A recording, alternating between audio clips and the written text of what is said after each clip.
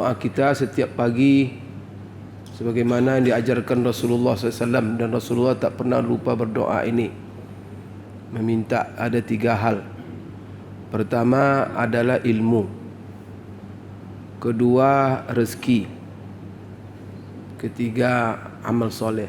Maka ada zikir pagi yang jangan kita lupa membacanya selalu, karena Rasulullah tak pernah meninggalkannya.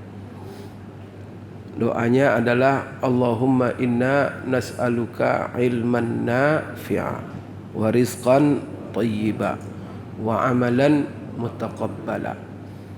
Maka di situ pertama yang diminta ilmu.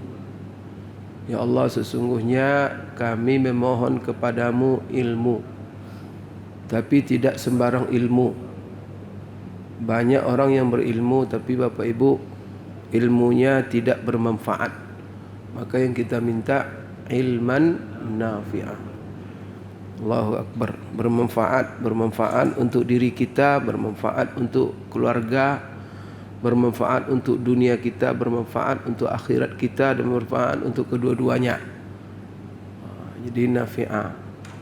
Selalu di dalam Al-Quran, di dalam juga hadis-hadis Rasulullah mengingatkan kepada ilmu dengan hubungannya dengan bermanfaat.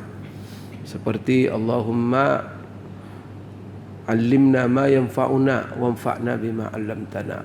Ajarkan kami ilmu yang bermanfaat dan beri kami manfaat dengan ilmu yang Engkau ajarkan. Di manfaat. Jadi fokus daripada ilmu manfaat. Maka salah satu manfaat ilmu yang melahirkan amalan. Manfaat ilmu diantaranya apa? Setelah itu warizqan thayyiba, yaitu rezeki yang baik. Kenapa ilmu dulu yang bermanfaat, setelah itu baru rezeki? Karena Bapak Ibu untuk mengetahui mana rezeki yang baik, mana yang halal, mana yang haram, itu butuh ilmu. Dan orang yang membedakan, yang selalu memilih-milih dalam rezekinya, hanya mengambil yang halal, meninggalkan yang haram, itu apabila dia memiliki ilmu yang bermanfaat. Jadi halal haram itu butuh kepada ilmu. Tapi banyak juga orang tahu hal haram tapi juga dilantak juga. Itu juga tak bermanfaat itu. Dia sudah tahu haram, tapi kadang-kadang alasan macam-macam, kan dikit cuma Pak Ustaz katanya. Itu tidak bisa. Bapak Ibu sekalian, oleh karena itu hindari yang haram-haram. Maka orang kalau sudah menghindari yang haram berarti pengetahuan dia bermanfaat. Tapi kalau ngaji terus, baca terus, tahu yang haram itu haram, tapi diapakan juga ini pengetahuannya tidak bermanfaat. Kemudian Bapak Ibu sekalian, ketiga wa amalan mutaqabbala. Amalan soleh yang diterima. Ini susunannya luar biasa ini. Ilmu, rezeki yang halal dan yang baik. Kemudian yang ketiga baru amal soleh. Berarti amal soleh ini baru amal kita soleh diterima apabila kedua-dua yang tadi itu baru ada. Kalau ada yang kedua itu ada ilmu, kemudian yang dimakan halal-halal, baru amal diterima. Maka salah satu faktor amal kita tidak diterima, seperti doa kita tidak diijabah, karena kita tidak memperhatikan makanan, minuman. Sebagaimana Bapak Ibu sekalian, seorang dalam Sahih Bukhari diceritakan Rasulullah, seorang yang musafir, panjang musafirnya. Musafir ini kan biasanya mustajab doanya. Tapi saking kritisnya dalam musafirnya, dia menengadahkan mukanya ke langit dan juga tangannya diulurkan panjang-panjang kepada Allah, berdoa dia minta supaya dimudahkan. Tetapi kata Rasulullah, anna yustajabalah, gimana doanya dikabulkan? Makanannya haram, yang diminum haram, yang dipakai haram, diberi gizi dengan haram. Anna yustajabalah, gimana doanya akan diterima? Penting Bapak Ibu ya. Kalau mau mustajab doa, resepnya satu aja. Rasulullah pernah didatangi oleh Sa'ad bin Abi Waqqas, sahabat yang luar biasa. Dia datang ke Rasulullah minta sesuatu Bapak Ibu yang sederhana ya kelihatannya, tapi cerdas. Itu diminta Rasulullah. Mungkin kalau kita jumpa Rasulullah SAW, itu juga yang kita minta. Apa kata Sa'ad bin Abi Waqqas? Ya Rasulullah, aku mohon kepadamu supaya kau doakan aku. Tolong doakan aku supaya aku menjadi orang yang mustajab doanya. Jadi dia tidak minta Rasulullah, ya Rasulullah doakan ini saya, doakan saya ini. Kebanyak tuh Bapak Ibu. Cuma satu ya, kan cerdas itu. Doakan saya kepada Allah supaya saya menjadi orang yang mustajab doanya. Kalau sudah dijadikan mustajab, tinggal ngisinya lagi. Apa yang doa? Jadi pertanyaan tidak panjang-panjang, dikit aja. Tapi apa kata Rasulullah? Apa Rasulullah doakan? Tidak. Rasulullah berikan resep dia. Sama dengan seorang pernah bertanya kepada Rasulullah, doakan aku ya Rasulullah kepada Allah supaya aku besok bisa menemanimu di dalam surga. Dia kepingin minta supaya Rasulullah doakan kepada Allah, dia besok bersama-sama Rasulullah di surga. Surga itu kan tingkatannya kan tingkat. Dia minta bersama Rasulullah sallallahu alaihi wasallam. Rasulullah tidak langsung doakan, cuman Rasulullah memberikan resep. Apa kata Rasulullah? Bantu aku untuk mewujudkan cita-citamu dan maksudmu itu dengan memperbanyak sujud. Berarti apa yang diminta oleh sahabat ini berarti bisa kita semua raih apabila syaratnya dipenuhi. Jadi kalau mau bersama Rasulullah besok di dalam surga, gimana caranya Bapak Ibu? Perbanyak sujud. Artinya perbanyak solat. Jangan cukup saja solat fardu, tapi solat sunat jangan pernah dilupakan. Kalau kita terhitung orang yang banyak sujud, insya Allah kita bersama Rasulullah dalam surga. Karena itu resepnya itu. Kemudian Sa'ad bin Abi Waqqas juga begitu. Maka Rasul tadi kan tak doakan dia, coba diberikan resep. Maka yang penting Bapak Ibu amal itu. Berarti doa tidak boleh hanya sekedar doa, tapi doa yang diiringi oleh amal. Kemudian begitu juga sahabat ini bertanya kepada Rasulullah, Sa'ad bin Abi Waqqas, doakan aku kepada Allah supaya aku menjadi orang yang mustajab doanya. Rasulullah tak doakan dia, tapi berikan resep amal. Apa resepnya? Resepnya cuma satu kalimat saja, satu kata. Apa kata Rasulullah? Atib mat'amaka takun mustajab dakwah. Jaga makananmu. Makan yang halal-halal, minum yang halal-halal, pakai yang halal-halal.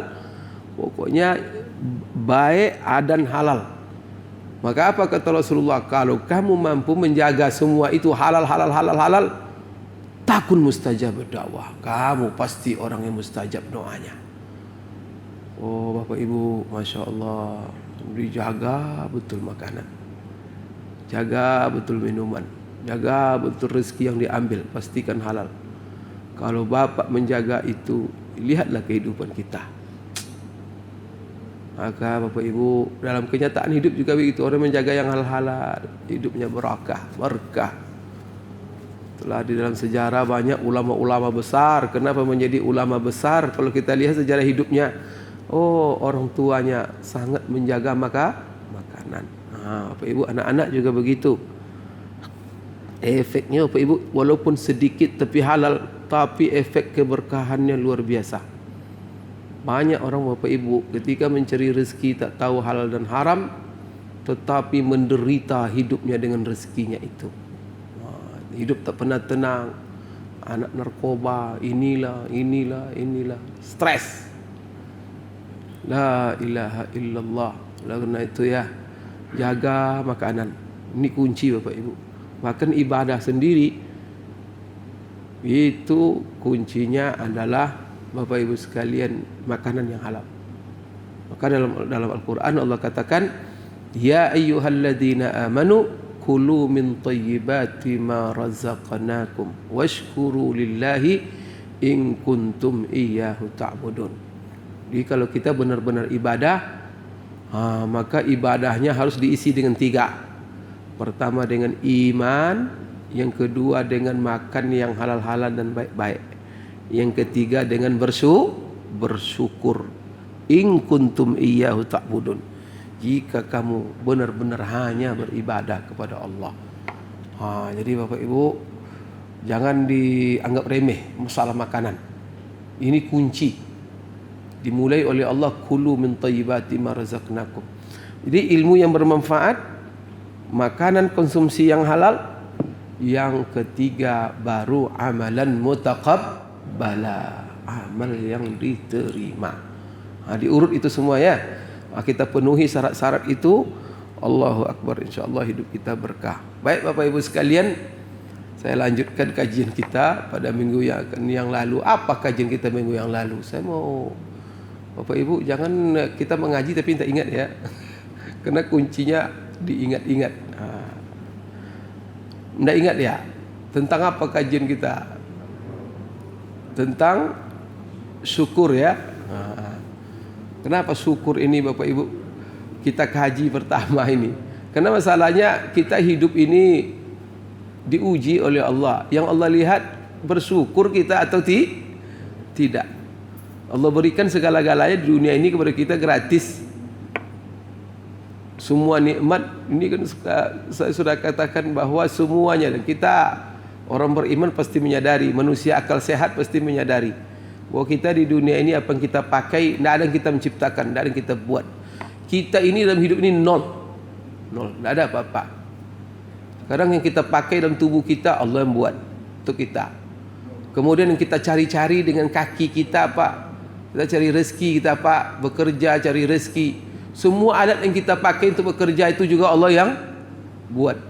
Kemudian apa yang kita kerjakan juga Allah yang buat. Semuanya Allah. Jadi kita manusia ini punya apa? Nol, tak ada apa-apa. Kita tidak ada apa-apa Bapak Ibu. Oleh karena itu Allah berikan semuanya kepada kita. Untuk apa? Allah ingin melihat siapa yang kita bersyukur, siapa yang kufur.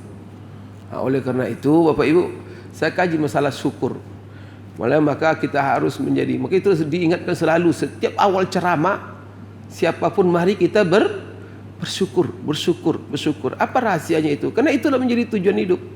Bagaimana kita menjadi orang bersyukur. Bapak Ibu, kita juga dalam hidup sesama manusia ini baru bahagia kita hidup kalau kita menghadapi manusia yang pandai bersyukur. Kalau saya bilang kemarin, hidup dalam rumah tangga, kalau seorang istri mendapat suami yang pandai berterima kasih kepada istrinya, wah istri bahagia. Kemudian suami dengan istri yang pandai berterima kasih, Masya Allah bahagia. Anak-anak, kalau dapat anak-anak yang Masya Allah bersyukur, pandai berterima kasih kepada orang tua, bahagia hidup. Anak-anak juga begitu. Semua kita Bapak Ibu kalau menghadapi manusia pandai bersyukur, baru enak hidup ini. Tapi kalau kita menghadapi manusia kufur nikmat, inna lillahi wa inna ilaihi raji'un, menderita kita. Kadang umpamanya ada anggota dewan, sudah kita pilih, setelah itu tidak dipandangnya kita. Itu gimana kira-kira itu? Kemarin ketika mau menjadi, semua mendekat kita, semua gaya ustaz, pakai peci, pakai macam-macam. Setelah jadi, kalau tidak pandai dia terima kasih, malah membuat kadang-kadang aturan-aturan yang menyengsarakan kita. Kita yang pilih, setelah itu sengsarakan kita. Bapak Ibu sekalian, menderita hidup ini. Kenapa? Karena kita menghadapi manusia yang tak pandai berterima kasih. Sebabnya man la yashkurillah man la yashkurin nas. Tidaklah disebut manusia itu berterima kasih kepada Allah kalau dia tidak pandai berterima kasih kepada sesama. Jadi kalau ada orang memberikan kebaikan kepada bapak berikan kebaikan kepada dia tapi tak berterima kasih, yakinlah orang itu juga tidak akan menjadi orang bersyukur kepada Allah. Karena itu Rasulullah memberikan itu. Manusia yang pandai berterima kasih kepada sesama, itulah orang yang nanti Salah satu maknanya hadis itu adalah kalaupun ada orang bersyukur kepada Allah, kata Imam Al-Khattabi, kalau ada pun orang yang bersyukur kepada Allah tetapi tidak pandai bersyukur kepada sesama, maka syukurnya kepada Allah, Allah tak akan terima. Itu. Itulah sebabnya sehebat apapun ibadah seseorang, solatnya rajin, puasa rajin, tapi durhaka kepada orang tua, kira-kira diterima Allah ibadahnya? Maka Rasulullah katakan ridhonya Allah tergantung kepada ridhonya orang tua. Maka orang kalau dia mau rajin ibadah, maka dia akan rajin berjuang bagaimana meridai orang tuanya. Karena Allah akan ridho, baru ridho dengan segala yang dilakukannya, tergantung kepada ridho orang tua. Begitu Bapak Ibu. Tapi kalau orang sudah pandai bersyukur kepada sesama manusia, itu gampang tuh nanti mengajaknya untuk bersyukur kepada Allah. Bapak Ibu sekalian, maka syukur kepada Allah inilah jadi pembahasan kita. Bagaimana kita menjadi orang yang bersyukur kepada Allah? Ada 6 hal yang harus ada di dalam diri kita, baru kita disebut orang yang bersyukur kepada Allah. Yang pertama kemarin adalah mengakui dari diri kita dengan pengakuan yang mendalam bahwa seluruh nikmat yang kita terima ini semuanya itu adalah anugerah Allah. Itu pertama. Jadi jangan pernah merasa, apalagi meyakini bahwa yang kita terima itu karena kehebatan kita, karena kepiawaian kita, karena kepintaran kita, kecerdasan kita, maka tak boleh nisbatkan kepada diri kita. Maka apabila kita nisbatkan kepada diri kita, maka kata-katanya saya. Ini saya begini, saya. Itu menjadi manusia kufur. Kalau sudah manusia kufur, sifat yang menonjol dalam dirinya pertama sombong. Maka yang saya dalam Quran itu hanya Fir'aun. Yang saya dalam Quran itu Qarun. Yang saya dalam Quran itu Iblis. Pilih aja itu. Jadi Qarun, jadi Fir'aun, atau jadi Iblis. Saya. Tapi kalau orang beriman enggak, Pak. Setiap bicara sebentar, alhamdulillah. Masya Allah. Kenapa Masya Allah? Karena dia tahu Masya Allah kana wa ma lam yasha lam yakun. Segala yang dikehendaki oleh Allah pasti terjadi. Yang tidak dikehendaki Allah tak akan. Maka berarti semuanya atas kehendak Allah. Sehebat apapun kita bekerja, kalau Allah menghendaki tidak ada rezeki, tak ada.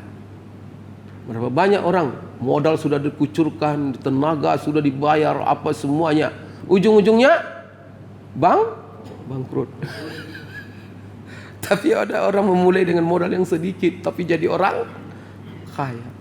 Ada orang berusaha Bapak Ibu, mulai dari subuh jam 3 subuh, kadang-kadang tak pernah senyum, seperti orang-orang ngumpulin sampah, apa kerjanya, botol-botol apa. Kapan mereka senyum?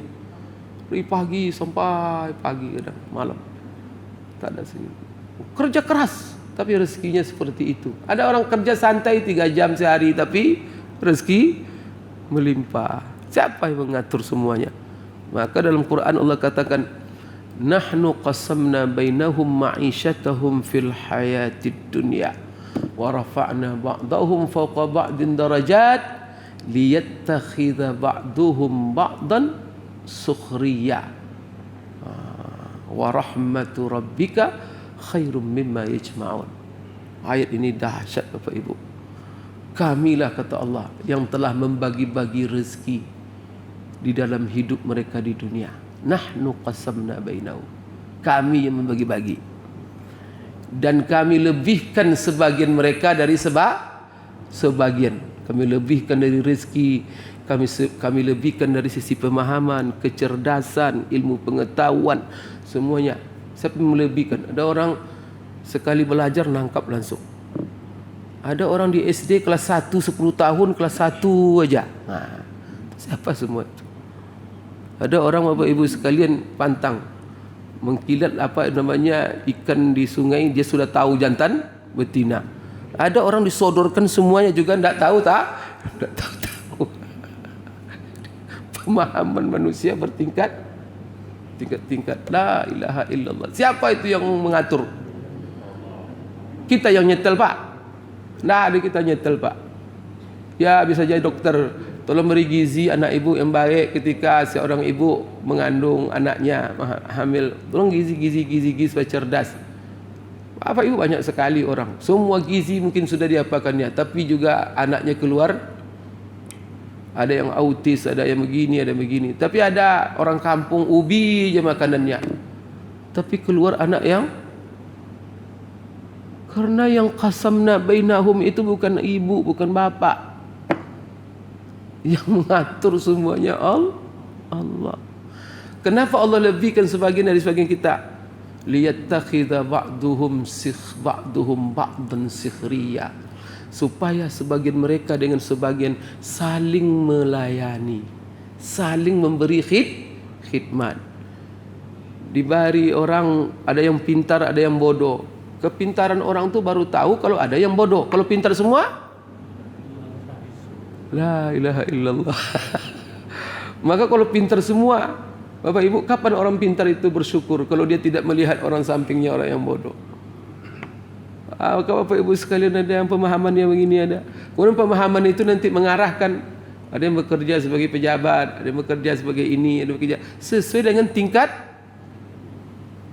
Maka kalau ada anak, semuanya jangan dipaksa-paksa Bapak Ibu. Karena ada seorang orang nyogok anaknya masuk ini. Jangan Bapak Ibu. Karena masing-masing manusia ada potensi yang dia sukses di situ pasti. Cuma kita perlu menggali. Karena ada di antara orang, maka kalau saya di UIN, kadang-kadang ada ketika kalau saya jadi pejabat, hanya jadi dekan atau jadi wakil dekan atau pemegang kebijakan lah selalu. Orang tua nanti tolong anak saya Pak Ustadz, dia apa luluskan kena dia tes apa begini. Pak Bu, saya bilang biarkan aja dia. Kalau dia lulus berarti ada situlah medannya. Kalau dia tidak lulus berarti bukan di situ bidangnya. Barangkali dia untuk di sawah, barangkali dia untuk di pasar, barangkali dia untuk di bengkel, barangkali dia, kalau semuanya di universitas jadi sarjana semua, itu duduk nunggu kerjaan, jadi apa dunia ini? Nanti kapalnya tidak ada yang mau bekerja, akhirnya apa? Disalahkan juga presiden, datangkan nanti dari luar negeri yang bekerja. Karena semuanya mau jadi pegawai. Itu masalah itu. Maka masing-masing manusia mengisi kehidupan yang telah Allah tentukan. Jangan paksa-paksa. Maka menyogok-nyogok itu Bapak Ibu merusak kehidupan. Sudah, kalau dia dites, dia tidak berarti tidak ke situ. Kemudian kalau kita mengambil kebijakan, jangan menerima sogok. Menaruh di situ seseorang yang tidak layak setelah dites. Itu pengkhianat. Itu menghancurkan kehidupan. Kalian coba itu. Allah telah katakan, nahnu qasamna bainahum ma'isyatahum fil hayatid dunya wa rafa'na ba'dahum fawqa ba'din darajat. Kami telah lebihkan sebagian ini. Artinya Pak, masing-masing punya kelebihan dan masing-masing punya kekurangan. Supaya apa? Supaya mereka saling bekerja sama. Ada yang kaya, ada yang miskin. Ingat, orang kaya kenapa kaya? Karena yang miskin. Maka yang kaya butuh yang miskin. Kalau sempat kaya semua, bagaimana Bapak Ibu bangun rumah? Kita bangun rumah kita. Nanti disuruh orang kaya bangun rumah, dimarahin Bapak Ibu nanti. Suruh orang kaya ngangkat gerobak, ngangkat semen. Tapi karena ada orang yang Allah batari rezekinya, Allahu Akbar, sehingga kita bisa apa? Mereka tunduk kepada kita. Siapa itu yang bisa kita mengambil khidmatnya? Karena posisi mereka di situ. Siapa menentukan? Allah. Maka tak boleh direndahkan manusia serendah apapun level sosialnya di mata manusia. Maka di hadapan Allah, level-level sosial ini tidak ada Bapak Ibu. Semuanya sama. Maka Allah katakan, inna akramakum indallahi atqakum. Bukan kaya menjadi apa, bukan pintar menjadi apa, bukan gelar profesor, doktor, bukan itu menjadi barometer. Menjadi barometer sekalipun dia tak tamat SD, tapi dia yang paling takwa, dia yang paling tinggi derajatnya di sisi Allah. Bukan apa? Maka kehidupan ini ada yang ini, ada yang bawa, ada yang apa. Itu semuanya Allah yang ngatur itu, bukan kita yang ngatur. Liyattakhidha ba'duhum ba'dan sukhriya, supaya kamu bisa memanfaatkan sebagian dengan sebagian. Wa rahmatu rabbika khairum mimma yajma'un. Tapi rahmat Tuhanmu lebih baik dari seluruh yang kamu kumpulkan di dunia ini. Yang kita cari rahmatnya Allah. Itulah yang kita cari. Bapak Ibu sekalian, maka konsekuensi syukur itu pertama adalah bahwa kita mengakui bahwa nikmat itu datangnya dari Allah. Anugerah Allah semua, jangan disebabkan kepada diri kita, kecerdasan kita, semua Allah mengatur. Maka orang bersyukur, dia akui semuanya ini adalah pembagian Allah. Maka kalau banyak dia dapatkan, maka dia bersyukur. Kalau sedikit dia dapatkan, juga dia bersyukur. Maka siapa yang kata Rasulullah yang tidak bersyukur dengan yang sedikit, dia tidak bersyukur dengan yang banyak. Maka sedikit bersyukur, itu nikmat Allah. Karena semuanya ada hikmah. Kenapa kita setelah bekerja keras dikasih sedikit? Berarti dalam sedikit itulah kemaslahatan kebaikan hidup kita. Karena kita tidak tahu Bapak Ibu, banyak orang ketika dikasih sedikit rezeki, rajin beribadah, kenal Allah, selalu bersyukur, berzikir. Tapi kita setelah dibukakan dunia untuk dia lupa Allah. Dulu semua orang disapa ketika dia miskin. Pak, Assalamualaikum. Semua orang disapa. Setelah dibukakan dunia, begini jalannya. Astagfirullah. Auzubillah manusia ini. Baru nanti lucu manusia ini kadang. Lihat orang sombong-sombong tuh Bapak Ibu kadang-kadang gimana ya, sombong tuh. Kita gimana sombong Bapak Ibu ya? Ciptaan kita ini mohon maaf Bapak Ibu, kan pernah saya jelaskan sini bahwa gimana kita sombong. Pertama Bapak Ibu, maka itu dalam Quran ini banyak sekali ayat. Coba Bapak lihat nanti ayat yang menegur kita, artinya mengingatkan kepada kita. Maka kalau zikir, saya katakan kemarin, baca banyak-banyak Quran, tapi baca dengan tadabbur, tahu maknanya, minimal terjemahannya, mengingatkan kepada kita. Maka Quran ini zikir, mengingatkan. Apa yang diingatkan diantaranya berulang-ulang dalam Quran? Kita ini siapa? Supaya jangan sombong. Jangan sombong dengan pangkat, harta apa. Tidak ada. Untuk apa sombong? Diingatkan kita oleh Allah. Pertama, kamu dulu tidak ada, nol, tidak ada dulu. Setelah itu Allah mengadakan kamu. Setelah Allah adakan kamu, diciptakan. Di mana? Dari setetes air. Setetes air yang hina namanya. Hina air itu. Yang kedua, jadikan darah. Darah juga hina. Kemudian daging, tulang dibungkus, ditaruh di tempat yang kotor, rahim. Berapa lama dalam rahim? 9 bulan. Bergelimang dengan darah semuanya.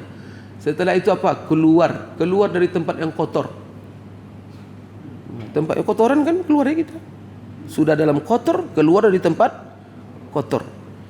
Setelah itu apa yang anehnya Bapak Ibu? Supaya manusia ini jangan sombong, kemana-mana dia membawa kotoran. Ada tadi ini sih ketika ke masjid, tinggalkan kotoran di rumah, baru ke masjid, kan tidak ada. Semua bawa kotoran. Maka dimohon maaf kalau ada yang sombong. Bilang gitu dia. Mau bintang 10 di sini dalam perutnya. Astagfirullah. Bisa dirubah pola itu? No. Kamu manusia sampai mati. Mana-mana kamu bawa kotoran. Kalau kasarnya Pak, kalau kita kasar-kasar kan orang sombong tuh. Tai engkau bawa, sombong apa kau? Astagfirullah. Kau punya emas kau taruh dalam lemari, tapi yang kau bawa tak? Astagfirullah. Kau punya mobil-mobil mewah kau taruh dalam garasi, tapi yang kau bawa ke mana-mana? Itu sombong pula kau. Sombong apa? La ilaha illallah. Ngeri manusia ni Pak. Dibawa aja kotoran kau di mana? Itu sombong pula itu. Ada yang beda Pak kalau dia presiden emas dalam perutnya? Astagfirullah. Setelah itu berujung sama, jadi bangkai, masuk tanah semuanya. Ada yang beda nanti. Maka kita diberi kelebihan oleh Allah bukan untuk sombong. Apa mana sombong ciptaan kita begini, dan tak bisa merubahnya. Mau punya kekayaan sehebat apapun, kumpulkan dokter, robah itu pola dalam diri kita itu bisa. Yang dimakan nanti semua jadi emas, bisa. Buat mesin yang canggih.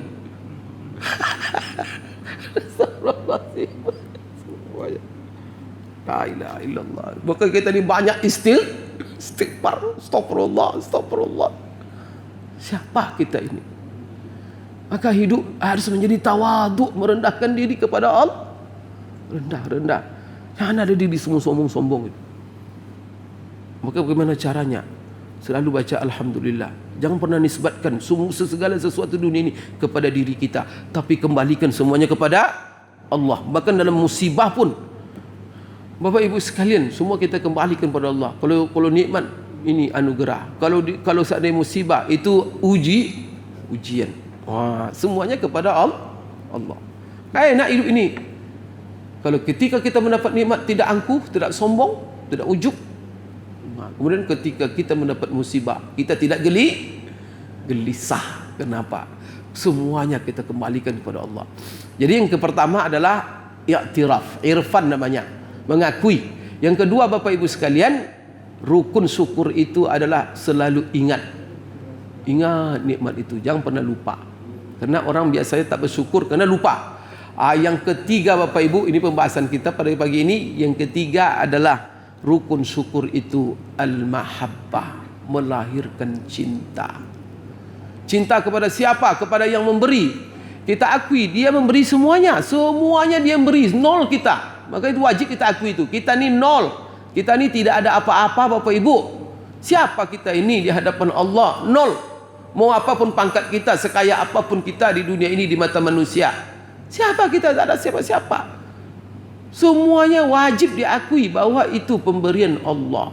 Ketika kita mengakui bahwa semuanya pemberian Allah dan kita mengenal siapa itu Allah, maka pengakuan kita itu dan kita mengenal siapa itu Allah, maka itu melahirkan cinta. Maka Bapak Ibu, kalau kita punya anak Bapak Ibu, dia sadar bahwa bagaimana jasa Bapak Ibu kepada mereka, bagaimana perjuangan seorang ibu untuk membesarkan anaknya. Dia berani tidak tidur demi istirahat anaknya. Kemudian dia berani kadang tak makan untuk ngasih makan anaknya. Bagaimana susah membesarkannya. Bapak Ibu, maka anak yang pandai berterima kasih, dia pasti mencintai orang tuanya, karena dia sadar jasa-jasa orang tuanya.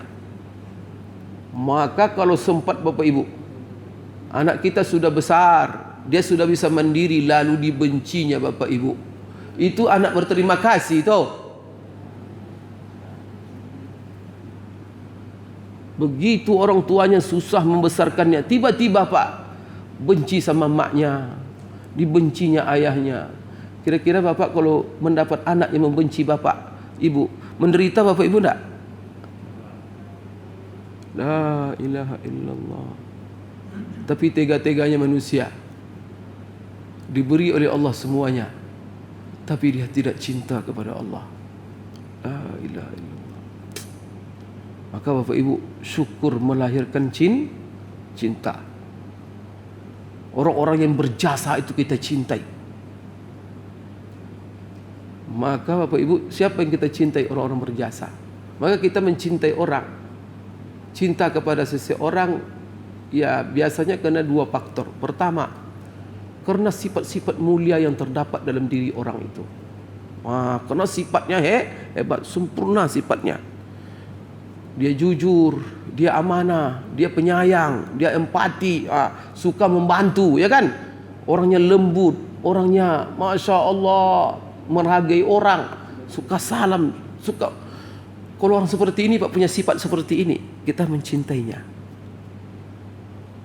Empati. Tapi coba kalau ngerjain orang aja kerjanya, zalim ini, menderita ini dibuatnya, nyiksa ini, nangkap ini, menjarakan ini, apa semuanya. Kemudian ngambil hak orang ini, menyunat ini. Kira-kira orang ini kita cintai? La ilaha illallah.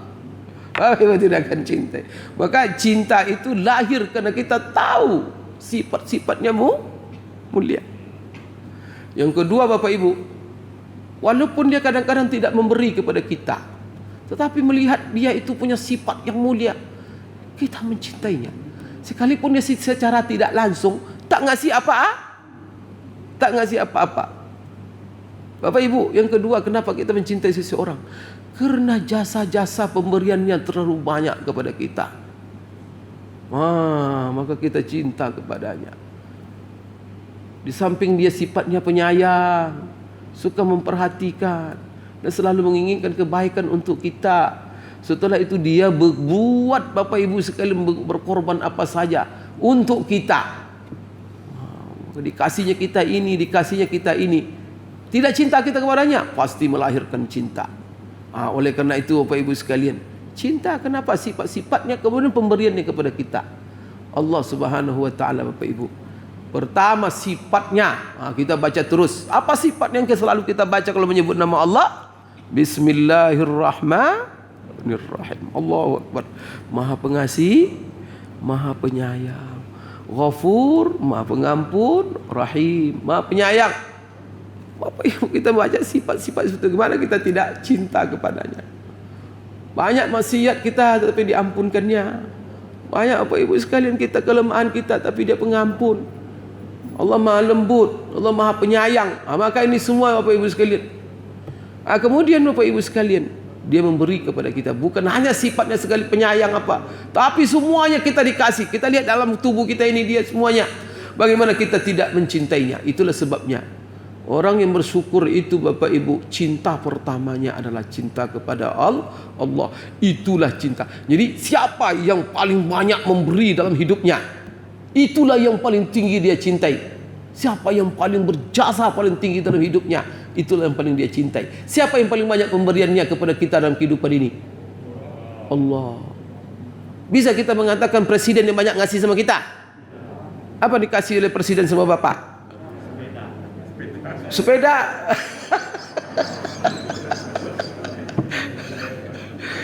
Maka kalau Bapak ingat bahwa pemberian presiden itu banyak, maka Bapak harus mencintainya. Ya kan? Apa dikasih oleh Pak Gubernur kepada Bapak Ibu? Kasih mobil sesuatu. Gitu. Tapi jangan melihat pemberian itu hanya sepeda apa. Kadang membuat negeri ini aman, ya. Itu juga kerja itu. Kemudian membuat lapangan kerja banyak, ya kan? Hidup sejahtera. Kemudian pajak tak ada. Itu bagus itu. Kalau Bapak punya ada pemimpin dihapus pajak semuanya, mencintai Bapak enggak? Oh, cinta sekali. Tapi kalau tadi setiap hari dinaikkan pajak, gimana? Akan nampak siapa yang kita cintai, siapa yang tidak kita. Maka sadar kita nanti, kalau kita mau mendapatkan cinta orang, lakukan itu. Ya kan? Lakukan itu. Ketika kita, maka kepada anak bagaimana? Orang yang suka meringankan beban orang pasti dicintai orang. Orang yang suka membantu orang pasti dicintai orang. Orang yang suka menjenguk orang sakit, membantu, itu pasti dicintai. Tapi kalau orang tak peduli, Bapak Ibu. Maka siapa yang harus kita cintai pertama adalah Allah. Kemudian siapa yang berjasa kepada kita yang paling banyak jasanya setelah Allah? Rasulullah. Maka itulah Bapak Ibu, di dalam kehidupan kita yang paling kita cintai Allah, setelah itu Rasulullah, setelah itu orang tua kita. Itulah itu sebab urutan-urutannya Bapak Ibu sekalian. Jadi yang ketiga Bapak Ibu sekalian, dalam syukur ini adalah cinta. Dan cinta ini, kenapa kita dalam syukur itu wajib mencintai Bapak Ibu? Karena cinta inilah yang melahirkan pengorbanan. Karena cinta inilah yang melahirkan ibadah. Tunduknya kita kepada Allah harus didasarkan cinta. Maka rukun ibadah itu ada 3. Kenapa kita beribadah solat? Maka rukun ibadah itu kan rukun solat. Berapa rukun solat? 13. Itu rukun lahiriah. Jadi rukun solat itu dibagi oleh ulama, ada rukun zahir, ada rukun batin. Maka kalau rukun zahir 13, kalau rukun batin 3. Apa 3 itu? Pertama, mahabbah. Kenapa bapak tadi solat subuh-subuh korbankan tidur? Karena cinta. Allah, kalau bapak pergi tadi keluar rumah karena cinta, bergairah, senang, bahagia, cinta. Masya Allah. Dan karena orang yang dicintai, maka apa kata Rasulullah? Salasun man kunna fihi wajada bihinna halawatal iman. 3 perkara kalau ada dalam diri manusia, maka dia akan mendapatkan kemanisan iman. Apa yang pertama? Ayyakunallahu wa rasuluhu ahabba ilaihi mimma siwahuma. Bahwa Allah dan Rasulnya lebih dicintainya daripada selain keduanya. Maka baru manisnya iman itu kita dapatkan. Apa yang pertama? Apabila Allah, Rasul lebih kita cintai, maka cinta pertama kepada Allah, cinta kedua kepada Rasulullah, baru kepada yang lain-lain. Kalau itu baru manis kehidupan ini, baru bahagia. Bahagia itu kan letaknya di sini, di dalam. Masya Allah. Maka manisnya iman itulah yang puncak bahagia. Kemudian Bapak Ibu sekalian, Rasulullah mengatakan kalau untuk manusia Rasulullah paling kita cintai.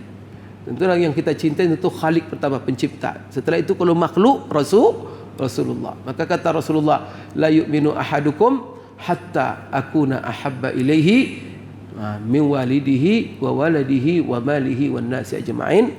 Tidaklah Bapak Ibu sekalian beriman salah seorang kamu, sempurna iman salah seorang kamu sampai aku lebih dicintainya dari bapaknya, anaknya, hartanya dan seluruh manusia.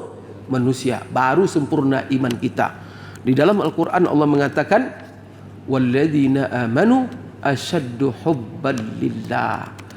Orang-orang yang beriman itu sangat dahsyat cintanya kepada Allah. InsyaAllah. Maka bagaimana kalau kita ingin mencintai Allah? Untuk cinta kepada Allah Bapak Ibu sekalian, cintai Rasulullah, ikuti Rasulullah SAW. Maka Allah katakan qul in kuntum tuhibbunallaha fattabi'uni yuhibbukumullah. Katakan hai Muhammad, jika kamu benar-benar mencintai Allah dan kamu ingin mendapat cinta Allah, ikuti aku. Maka contoh Rasulullah, jadikan dia suri teladan kita, jadikan dia panutan kita, cintai dia. Tapi Bapak Ibu, menjadikan seseorang panutan kita harus didahului dengan cinta.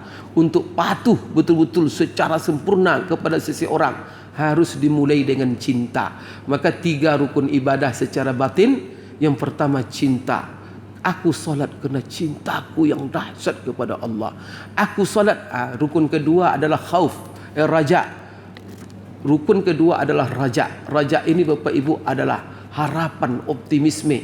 Kita menggantungkan harapan kita hanya kepada Allah. Saya solat dengan harapan Allah ridha, Allah membahagiakan aku di dunia dan memasukkan besok di menjadikan. Kan itu kan kena motivasi ibadah kita, cinta kepada Allah. Cinta itu Bapak Ibu itu apa namanya, lahir dari ikhlas. Keikhlasan nanti melahirkan cinta. Setelah itu cinta Bapak Ibu, kita juga melahirkan Bapak Ibu harapan tumpuan kita hanya Allah. Kemudian Bapak Ibu sekalian, yang ketiga apa rukun ibadah batiniyah? Al-khauf. Al-khauf itu apa? Takut atas siksanya. Takut atas sanksi-sanksi yang diberikannya ketika kita menyimpang. Maka cinta di dalam sebuah ibadah, kalau dalam tubuh manusia itu, kalau saya umpamakan di mobil, cinta itu adalah bensinnya mobil. Maka kalau tak ada bensin, mobil tak bergerak. Kenapa orang tak mau solat subuh? Tak ada dalam hatinya cinta kepada Allah. La ilaha illallah. Kenapa orang tak mau taat? Tak ada cinta. Kalau anak ibu, bapak ibu cinta sekali kepada bapak ibu, apapun yang bapak ibu suruh, mau tak dia? Itu tanda anak cinta. Apapun bapak ibu minta sama dia, dia akan kasih. Dia berkorban kena cinta. Kemudian bapak ibu, kalau mobil itu ibarat apa? Bensin itu artinya cinta itu rohnya ibadah. Rohnya ibadah kita itu cinta itulah. Kalau mobil itu bensinnya. Kemudian bapak ibu sekalian, raja, harapan. supaya kita apa? Mendapatkan apa yang kita cita-cita kita mau dari Allah. Itu kalau ibaratnya Pak, itu gas. Maka ada bensin, ada gas supaya dia jalan. Ya, bukan membuat orang bergerak, mau ibadah, mau berkorban, mau berjuang apa jalan agama Allah. Apa Bapak Ibu? Karena apa? Karena ada gasnya. Tapi dimulai dengan ada bensin. Bensin itulah cinta. Kemudian gas itu adalah itulah yang disebut dengan raja, harapan bahwa kita punya tujuan-tujuan. Kemudian Bapak Ibu ada khauf, rasa takut. Rasa takut itu rem namanya. Maka kalau mobil gasnya bagus, remnya bagus, tapi bensin tak jalan dia Pak. Tak jalan dia. Bensin ada, yang ada cuma gas, rem tak ada. Wow, itu bahaya, masuk lubang apa nanti. Rem saja, gas terus. Nanti ada jurang. Maka ketika ada jurang direm supaya selamat. Itulah tiga itu Pak Ibu, itu ibaratnya itu. Ada bensin, ada gas, ada rem. Baru kita selamat. Maka ada cinta, ada rasa harapan. Kemudian ada rasa takut. Rasa takut itulah yang membenteng kita untuk tidak berbuat maksiat.